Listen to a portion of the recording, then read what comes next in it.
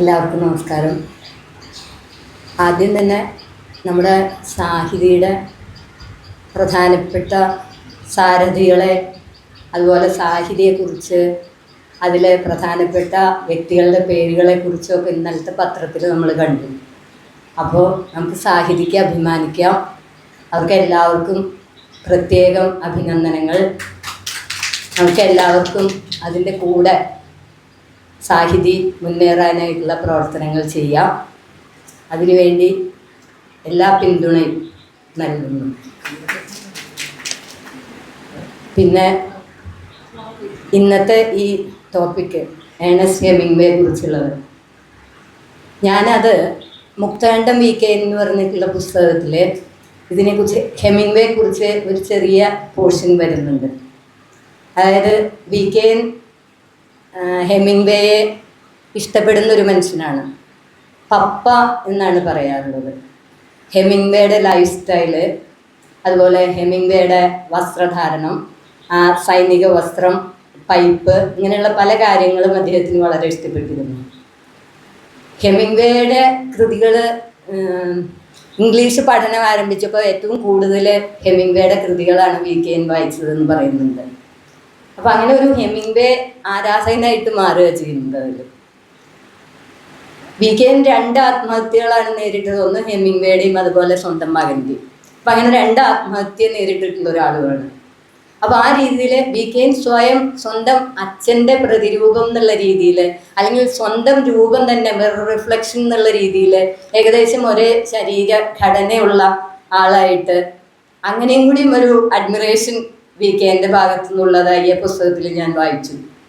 ഹെമിംഗ്വേനെ കുറിച്ച് കൂടുതലൊന്നും എനിക്കറിയില്ല. ഞാൻ കിഴവനും കടലുമാണ് മുമ്പ് വായിച്ചിട്ടുള്ള ഒരു കൃതി. അപ്പം അതിനെക്കുറിച്ച് ഇവിടെ ഇപ്പോൾ പറഞ്ഞല്ലോ. അത്രേ എനിക്ക് അറിയണ്ടായിരുന്നുള്ളൂ. പക്ഷേ ഈ വി കെൻ്റെ കൃതി വായിച്ചു കഴിഞ്ഞപ്പോൾ ഇതിനെക്കുറിച്ചും കൂടി ഒരു താരതമ്യം ചെയ്തിട്ടുള്ള ഒരു സംഗതിയും കൂടി മനസ്സിലാക്കാനായിട്ട് സാധിച്ചു. അതുപോലെ വേറെ ഒന്ന്, നോബൽ പ്രൈസ് കിട്ടിയെന്ന് പറയുന്നുണ്ട്.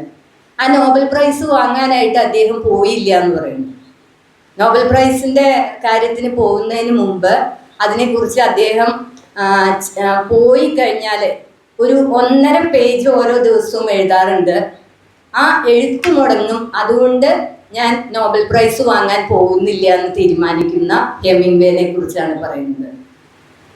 അതിന് പകരം ഒരു 231 വാക്കുകളുള്ള ഒരു കുറിപ്പ് ഈ ക്ഷണിക്കാൻ വന്നിട്ടുള്ളവരുടെ കയ്യിൽ എഴുതി കൊടുത്തയച്ചു എന്നാണ് പറയുന്നത്.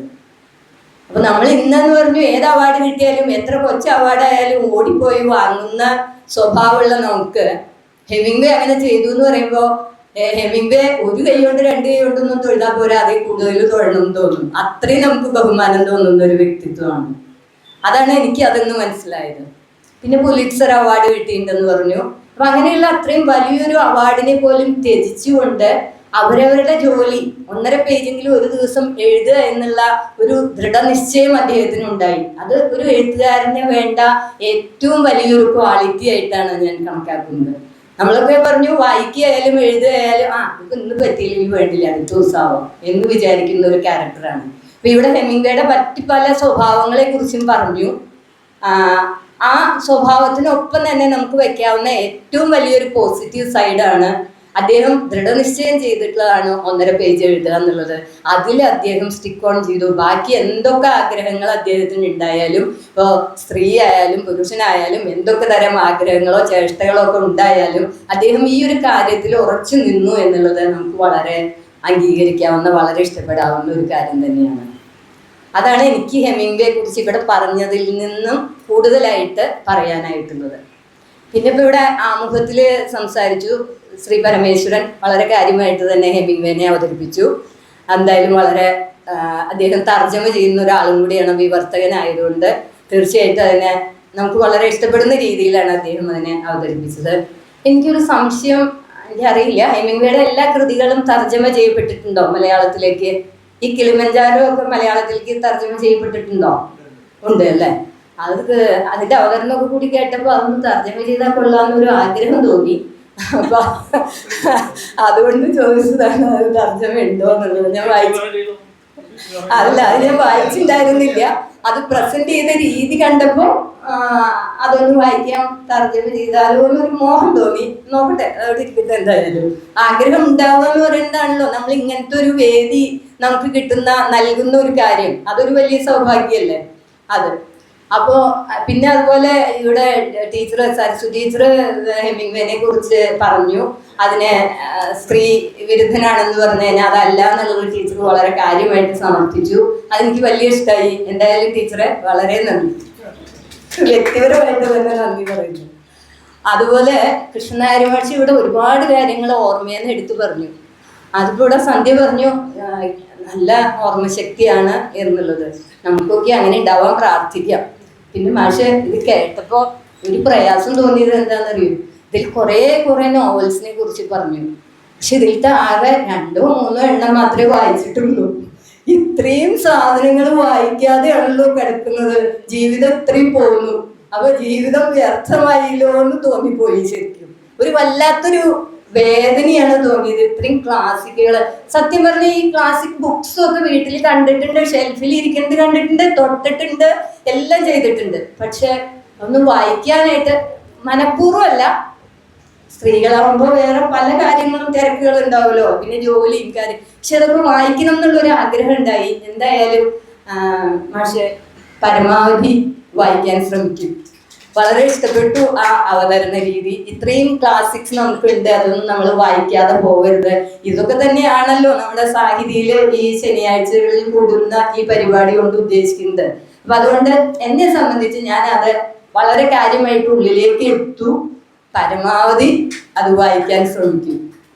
പിന്നെ ഇവിടെ വിനോദം അവതരിപ്പിച്ചത് കിളിമഞ്ചാരോനെ സംബന്ധിച്ചുള്ളത് മഞ്ഞ് അതുമായിട്ട് താരതമ്യപ്പെടുത്തിയിട്ട് അത് വളരെ നല്ല ഭംഗിയായിട്ട്, ഞാൻ പറഞ്ഞില്ലേ വായിക്കാൻ തോന്നുന്ന രീതിയിൽ അവതരിപ്പിച്ചു എന്ന് പറഞ്ഞില്ലേ.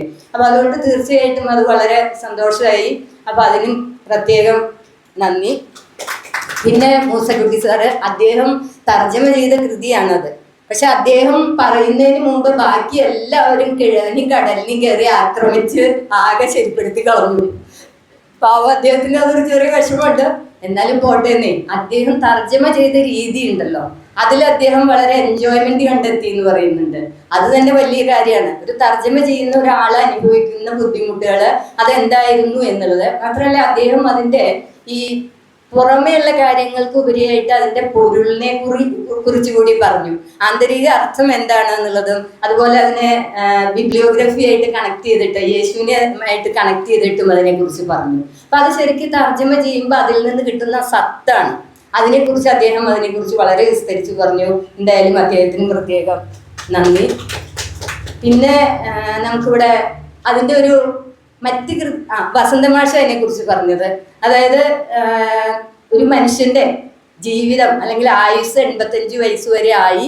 ആ ജീവിതകാലത്ത് അദ്ദേഹം നേരിട്ടിട്ടുള്ള പല പ്രശ്നങ്ങൾ, അതിനെ എങ്ങനെ തരണം ചെയ്തു, അതിനെ ഓവർകം ചെയ്ത് അദ്ദേഹം എങ്ങനെ എത്തി, അത് അടുത്ത തലമുറയ്ക്ക് എങ്ങനെ ഉപകാരപ്രദമായി, അതെങ്ങനെ കൈമാറാൻ നോക്കുന്നു എന്നുള്ളതാണ്.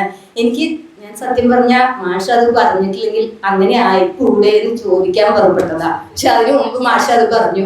എന്തായാലും വളരെ സന്തോഷം. അങ്ങനെ ഒരു ആസ്പെക്ട് നമുക്ക് അത് വായിച്ചപ്പോൾ ചിന്തയിൽ വന്നു എന്നുള്ളത് എനിക്ക് സന്തോഷം തോന്നുന്ന ഒരു കാര്യമാണ്. അപ്പോൾ അത് വലിയ സന്തോഷം. പിന്നെ ഇവിടെ ആനന്ദൻ ഡോക്ടർ, അദ്ദേഹം ഒരു ഡോക്ടറാണ്, സൈക്കോളജിക്കൽ ആസ്പെക്റ്റ് ആണ് അനലൈസ് ചെയ്യുന്നതെങ്കിലും ഇന്നത്തെ ഈ ഹെമിംഗ്വേ എന്ന് പറയുന്ന കഥാപാത്രം സൂയിസൈഡ് ടെൻഡൻസി ഉള്ള ഒരാളാണല്ലോ. അപ്പൊ അതുകൊണ്ട് ആ തരത്തിലുള്ള ആ ഒരു മാനിയർ അല്ലെങ്കിൽ ആ ഒരു കുടുംബത്തിൽ തന്നെ മുഴുവൻ സൂയിസൈഡ് ചെയ്തിട്ടുള്ള വ്യക്തികൾ എന്ന് പറയുമ്പോൾ ആ ഒരു ക്യാരക്ടറിനെ എങ്ങനെ അതിൽ പ്രസന്റ് ചെയ്യുന്നു അത് വളരെ പ്രാധാന്യമുള്ളതാണല്ലോ. അപ്പൊ ആ രീതിയിൽ മാനസിക തലത്തിലും കൂടിയും അദ്ദേഹം അതിനെ ഇവാലുവേറ്റ് ചെയ്തു. നമുക്ക് സാധാരണ ഇവിടുത്തെ വിശ്വസാഹിത്യത്തിനെ കുറിച്ച് പറയുമ്പോൾ കിട്ടാത്ത ഒരു മെസ്സേജാണ് അതിൽ കിട്ടിയത്. അതിൻ്റെ ആ ഒരു സൈക്കോളജിക്കൽ എല്ലാ വിശ്വസാഹിത്യ കൃതികൾക്കും കൃതി എഴുതുന്നവർക്കും ഇതുപോലെ തലങ്ങൾ ഉണ്ടാവാം. പക്ഷെ നമ്മളിവിടെ അതിനെക്കുറിച്ച് അനലൈസ് ചെയ്തില്ല. ഇവിടെ ഇങ്ങോട്ട് സൂയിസൈഡ് ചെയ്തതുകൊണ്ടാണ് അതിനെക്കുറിച്ച് അനലൈസ് ചെയ്തത്, ഇല്ലെങ്കിൽ അത് ചെയ്യില്ലായിരുന്നു. അപ്പൊ അതിന്റെ മാനസിക തലത്തിനെ കുറിച്ച് അനലൈസ് ചെയ്തു. പിന്നെ അതും കൂടാതെ ഏറ്റവും വലിയൊരു സംഗതി ഇവിടെ സന്ധ്യ പറഞ്ഞത്, അതായത് ഇതിനെ കഥകളിയുടെ രൂപത്തിൽ അവതരിപ്പിച്ചു എന്നുള്ളത്. ശരിക്കും അത് വളരെ ഇമാജിൻ ചെയ്യുമ്പോൾ തന്നെ ആ കടലിൽ ആ കിഴവൻ നേരിടുന്ന ആ രംഗങ്ങളൊക്കെ ആ കഥകളിയിൽ മുദ്ര കാണിച്ച് അതിനെയൊക്കെ അഭിനയിച്ച് ഫലിപ്പിക്കുക എന്ന് പറയുന്നത് വലിയൊരു ടാസ്ക് തന്നെയാണ്. സന്ധ്യയ്ക്കൊക്കെ അത് പോയി നേരിട്ടിരുന്ന് കാണാൻ പറ്റി, നമുക്ക് കാണാൻ പറ്റിയില്ല, ഏതെങ്കിലും വീഡിയോയിലോ മറ്റോ കാണുമെങ്കിലും ചെയ്യാമെന്ന് വിചാരിക്കുക. അപ്പൊ അത് വലിയൊരു ഇൻസ്പിറേഷനാണ് ഇന്നത്തെ സാഹിതിയുടെ ഈ പ്രോഗ്രാമിൽ നമുക്ക് കിട്ടിയത്. പിന്നെ ഇവിടെ ഇപ്പോൾ രാജകുമാരി ടീച്ചർ പറഞ്ഞത് ഈ പറഞ്ഞ പോലെ, അതായത് ഈ ഹെമിംഗ്വേയുടെ വിവിധ തലങ്ങളെ കുറിച്ച് നമുക്കിവിടെ അനലൈസ് ചെയ്യാനായിട്ട്, നമ്മൾ അത് കേട്ടിരിക്കുന്നവർക്കും അതിനെക്കുറിച്ച് ചിന്തിക്കാനായിട്ട് ചിന്തോദ്ദീപകമായ എന്ന് പറയില്ലേ, അങ്ങനെയുള്ള ഒരു പ്രേരണ തരിക എന്ന് പറഞ്ഞാൽ തീർച്ചയായിട്ടും ആ ഒരു സെഷന്റെ വിജയമാണത്. നമ്മൾ എങ്ങനെയാണ് ആ സെഷൻ കൈകാര്യം ചെയ്തത്, അത് പ്രസന്റ് ചെയ്തിട്ടുള്ള ആളുകൾ അത് നമുക്ക് ഇൻട്രസ്റ്റിംഗ് ആയിട്ടാണോ അവതരിപ്പിച്ചത്, ഇതിനൊക്കെ വളരെ പ്രാധാന്യമുള്ളതാണ്. അത് വളരെ ഇൻട്രസ്റ്റിംഗ് ആയി അതിന്റെ ഡെപ്തിലേക്ക് നമുക്ക് ആ കൃതി വീണ്ടും വായിക്കണം എന്നൊരു തോന്നൽ നമ്മുടെ ഉള്ളിൽ ഉണ്ടാക്കുക എന്ന് പറയുന്നത് തന്നെ വലിയ കാര്യമാണ്. അപ്പൊ അതുകൊണ്ട് ഓരോരുത്തർക്കും പ്രത്യേകിച്ച് നന്ദിയൊന്നും പറയുന്നില്ല. പക്ഷെ ഈ പ്രോഗ്രാം നമ്മളിവിടെ വെച്ചതിന് ഇതിന്റെ സംഘാടകർക്ക് വളരെ വളരെ നന്ദി രേഖപ്പെടുത്തുന്നു. ഇങ്ങനെയുള്ള ഒരു വിശ്വസാഹിത്യ കൃതിയെ സംബന്ധിച്ചുള്ള അനാലിസിസ് എന്ന് പറയുന്നത് വളരെ അത്യാവശ്യമാണ്. നമ്മളെല്ലാവരും എല്ലാ കൃതിയൊന്നും വായിക്കാൻ പറ്റിയെന്ന് വരില്ല, പക്ഷെ നമ്മളെ വായിക്കാൻ പ്രേരിപ്പിക്കുന്ന തരത്തിലുള്ള കൃതികളാണെങ്കിൽ തീർച്ചയായിട്ടും നമ്മൾ അത് വായിക്കും. അപ്പോൾ ഇനിയും അങ്ങനത്തെ സെഷൻസ് ഉണ്ടാവട്ടെ, നമുക്ക് എല്ലാവർക്കും അത് ഉപകാരപ്രദമാവട്ടെ. എല്ലാവർക്കും നന്ദി, നമസ്കാരം.